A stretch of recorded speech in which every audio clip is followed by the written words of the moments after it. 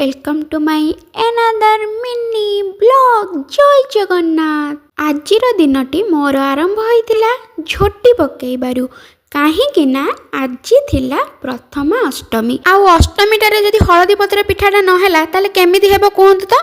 सेतिबाई मो बो तार सकाळु सकाळु उठिकी एठी लागी पड़िछि हळदी पत्र पिठा तैयारी करिवारे। किंतु आज घरर सबु सान पुओ झियो मानकर मनटा भारी दुख होउथिबा ना।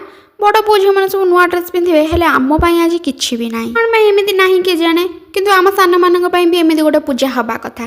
कौन कहूच सब सान भाई भौणी माने मो कथा रे एग्री करूच तो। जेहेतु प्रथमाष्टमी रे अपा बंदन हेई थांदा सी तो एठी नाही, सेति पई सी जो नुआ ड्रेसटा नेइथिला सेटा सकाळ सकाळ उठिकी पिंधिकी सी तार बाहर की पळेला ऑफिस। पिठा करी सारिकी बोऊ एपटे नहीं आसलानी पूजा करिया पई।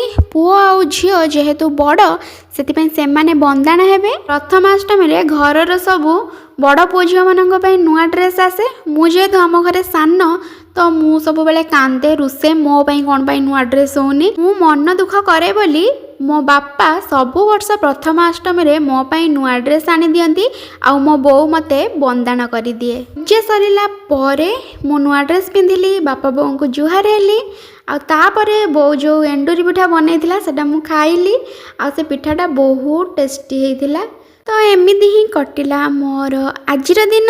Thank you so much for watching.